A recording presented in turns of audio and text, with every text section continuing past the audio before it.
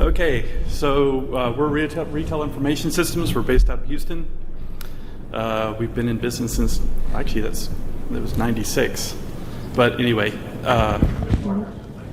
yeah, okay. Huh? Okay. One of the main things that we do that has allowed our growth has been that about 12 years ago, we made a decision to do in-house custom development. And we've been very successful with that. We have quite a few programmers now. We've done a lot of customizations to Retail Pro 8 and 9, and we're continuing to go down that path. We've got a lot of great new tools coming out, and some of these I think y'all can share in if you're interested in, just to let you know. We have various integrations to push inventory, sales, customer information. We do a lot of interfaces to ERP systems on the back end with some large clients. And we also can address unique requirements of our customers. Talk louder? Okay. So anyway, I want to talk a little bit about Flip-Flop Shops, which is one of our fastest growing franchise customers. When we first started with them, they had, I think this is only a couple years ago, they only had about 4 or 5 stores. And now they've sold well over 130 franchises, and we've already got about 80 of them installed. They're in the United States and Canada. There's a couple in the Caribbean. There's one in Guam, and they're expanding all over the place. So we basically do all their stores, all their hardware. We handle not all the training, but a majority of the training. So their objectives obviously is to sell more franchise stores. That's all they're focused on. They just sell them like crazy, and we're just there to make sure that they don't have any IT problems on the backside. So they basically sell high-end flip-flops. That's all they are. It's the strangest. I never would have thought it would have been such a success as it is, but they're very good at what they do. The main things that they wanted was accurate royalty reporting in a timely manner. So we set up centralized reporting. We actually host their server in our offices. It's on our rack. And all their polling is done. We have it compressed down to as quick as 20 minutes. They update all their stores, but I think we've backed off on that a little bit because they're starting to get so many of them. Their main things that was important to them is that we could easily deploy stores. So when the orders come in, it's just a matter of a couple weeks, and we get it out to them, and they're already pre-configured and ready to go. So the challenges with franchises, they are a different animal than the average Retail Pro sale. You have more people to make happy in the process, and also too there's an issue that comes up when you're dealing with franchises as to what type of franchise it is, and I basically categorized 3 types of franchises. So you really kind of need to know what kind of franchise you're dealing with so that you know how to approach it when you're coming into the sales process. Because if you approach it in the wrong way, you'll find that you'll step on somebody's toes, whether it's the franchisee or it's the corporate, and you got to find out who's the decision maker, who's got the power, who doesn't, and it can be quite confusing sometimes, particularly if they're not organized, which a lot of them aren't. So you have to understand the dynamics, and that's important. So let's go into what type of basically franchise systems there are. There's a strong corporate. There's a kind of an in-between where it's more of a partnered, and then there's a weak corporate. The strong corporate is by far the easiest to deal with. You have the ability to work with the corporate directly, and they dictate to the franchisees what they're going to buy, when they're going to buy it, what equipment they're going to have. They can mandate things like software assurance and support. That's the best, most optimum type of franchise to deal with. The partnered is where you get a little bit more weak where the corporate can make strong suggestions, or they can make requirements for some things, but maybe not all things. And that's where it gets to be a little bit more of a challenge to sell. But usually in that area, corporate will dictate that you are the preferred partner, or you are the partner, and that's who the franchisees have to deal with. That's still not too bad. The worst one is the third category, which is the weak corporate, and that is we actually deal with a very large franchise that's in this category, and it is extremely difficult, because not only do we have to deal with the fact that corporate really can't mandate anything, but we have to sell each franchisee over and over and over again, and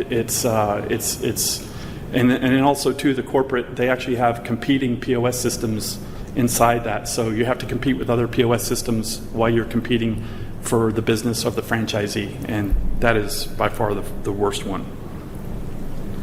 So the advantage with flip-flop shops, they have a strong corporate leadership and control. Give you a good example. We had one franchisee that was not paying his SA, and part of their agreement, and this was the thing that I learned a lot about working with this franchise, is that they actually incorporated in their franchise agreement policies and procedures of what they are mandated to do concerning Retail Pro in their corporate agreement. So when this franchisee refused to pay his SA, I didn't really have to do anything. I just called the CEO, who got him on the phone and basically listened to him gripe for 20 minutes, and then said, okay, now you're going to pay your SA.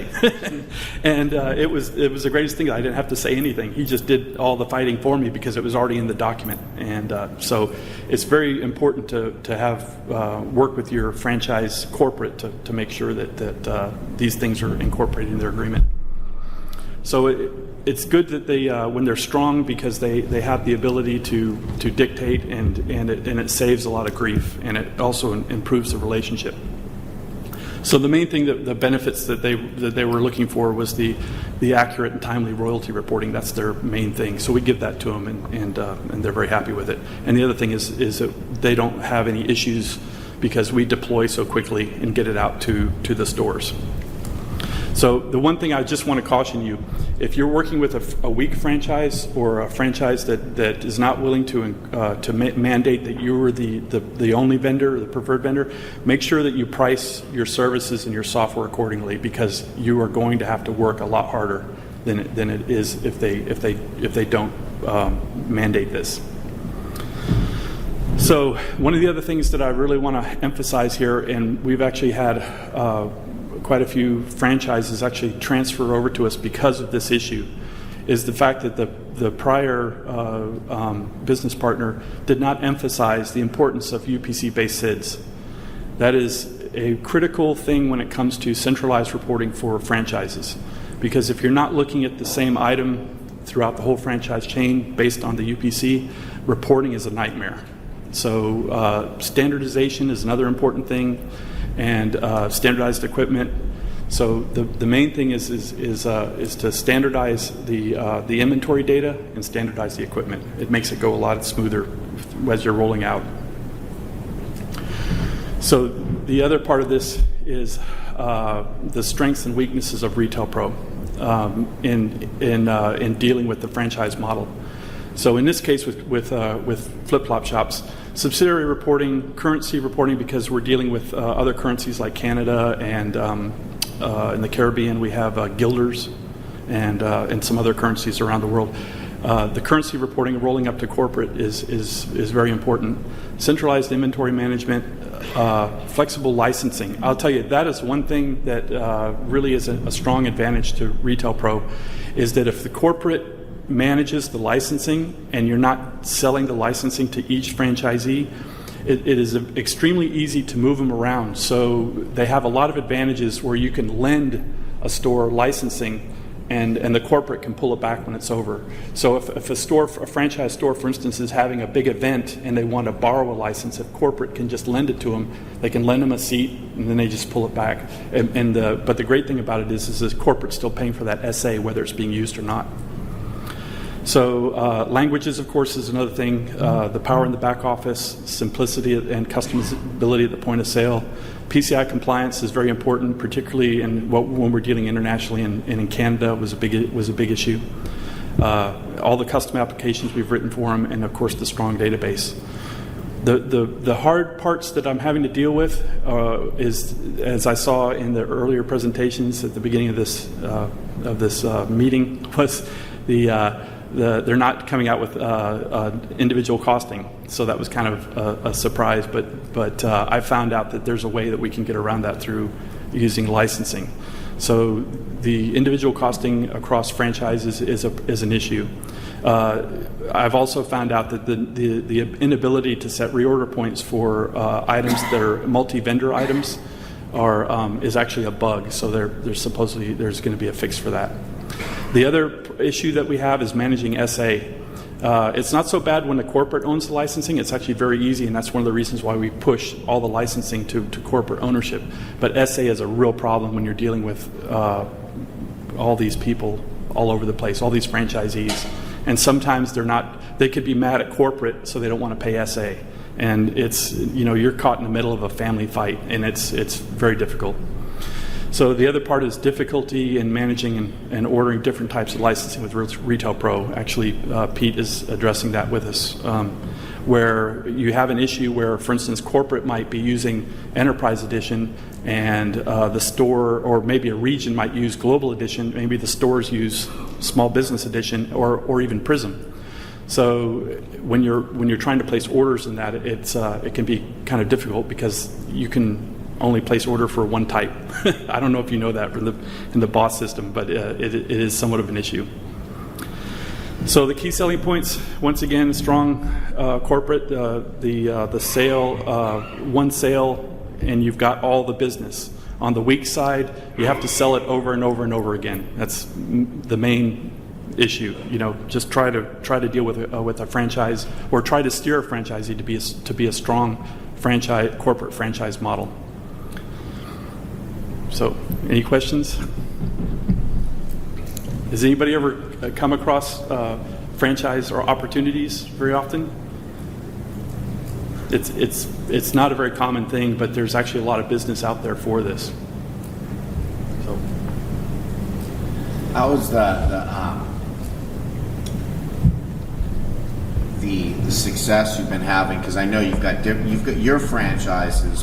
They fall into those various categories, yep. Right? And I've noticed you work with each one of them individually to sort of, try to move them into the strong corporate category as much as possible. Maybe you could talk a little bit about that. And how that's helped you manage their accounts on an ongoing basis. Exactly, and we recently got a young franchise that's just getting started. They're only about 15 stores, but we're kind of catching them at the right time because they were about ready to go down the road of bad inventory management, bad franchise management, because they just didn't know any better. And because we're working with other franchises that are very large, and some of them are very large and very successful and growing rapidly, I was able to talk to them about some pitfalls that they never really thought of. And a lot of that has to do with, for instance, corporate management of the licensing. As an example, I've got one franchisee that has no corporate management of the licensing. All the franchisees own the license, and they poll to corporate to get their data. And if a store does what's called flipping their sign, in other words, they break their contract with the franchise and say, I'm no longer this franchise, now I'm going to be this business, well, they can't do anything about it. They literally walk away with all their data, all their information, all the vendors, everything that they have set up. But if the corporate manages the license and distributes it to them, they can turn that off. And they can't basically flip their sign and walk away with that valuable part of the information that is part of the franchise model. So the corporate now is really getting into the idea of, yes, I want to manage that licensing. And it makes it so much simpler because we can basically put all the stores under one UID. and I don't have to deal with 400, 500, 600 different UIDs and then a corporate main, and then have to deal with store connectors and all that kind of stuff. It makes it much easier to have it under one UID. Yes, sir. Yep. Thanks. So I noticed during one of the slides that you indicated a monthly store ops fee. Yep. And basically, if I understood correctly, paying SA as you go. Does that mean that is that something that you're working through Retail Pro, or are you taking basically financing it? Actually, I forgot to bring that up. That's a very good point, because one of the problems that we've had with the franchisees is getting them to pay SA, because they see no value in it whatsoever. And so what we do with the corporate is the corporate will basically say, you need to pay your SA, because if you're not at the current version of Retail Pro, you can't pull into our main, so you have to maintain your software assurance. So in order to do that, what we've done is we do what's called a store ops fee, and we make the pay, instead of them paying one time a year, we put it inside of a fee that they pay every month, that they pay to corporate. Then we put that money in escrow, and when their SA is due, we pay it. And that's the best way that we found to do it, because Pete's totally unreasonable. So it's a partner program. They've built this. They collect the funds. Once a year they place, the renewal. But there is an offer directly through Retail Pro with our ACH program, where you can also use that program to set up a customer, regardless of whether they're a franchise, on a monthly payment plan. Yeah, no, I'm in jest. Pete actually did work with me pretty well on it and everything, but it worked out better that it was done that way, and we worked it. It was more efficient for the franchisee to have the SA put in escrow. And then the other thing too is we put all the licensing under one anniversary date. That was really a major undertaking. But by having all the franchisees have one date, it all comes due at one time. We just do it, and then it goes into the next year. The thing that's nice about all this is, as we've kind of worked through the little bumps in the road, so to speak, now if we get a brand new opportunity where we're able to start at ground zero, we've learned a lot through these things, and we can help the next one start off on a lot more smooth path, so to speak. Yeah. Yes. You mentioned at some point that you were hosting their Retail Pro server. Yes.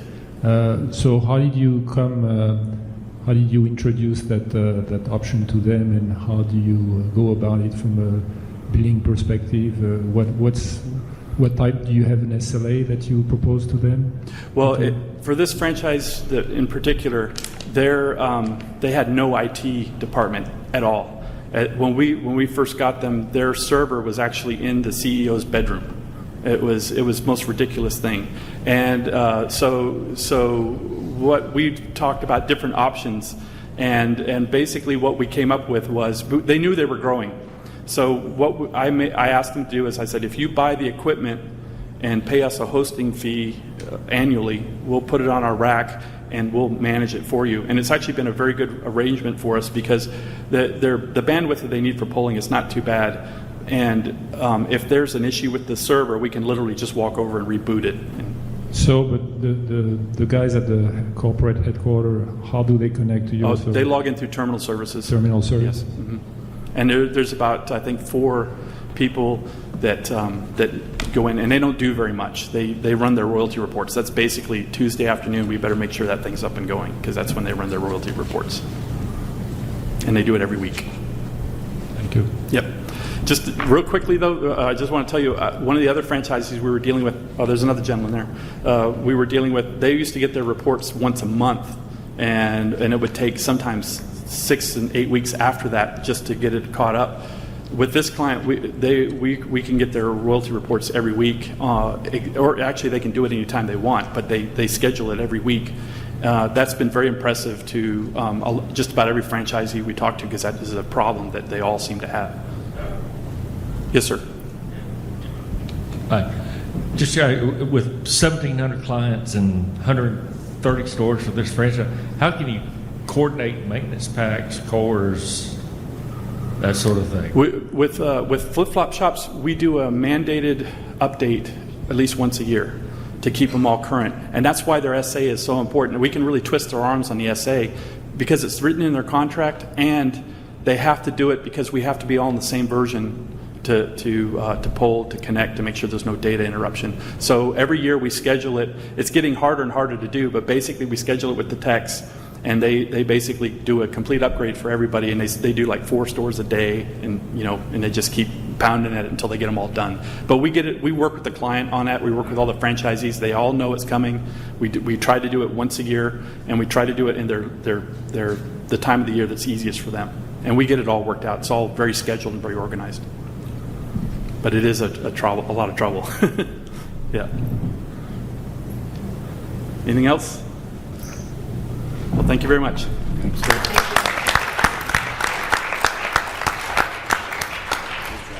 Thank you everyone for coming. So let's break for 5 minutes, and please do come back. We have a brand new panel for you to discuss 3 more different verticals. Thank you.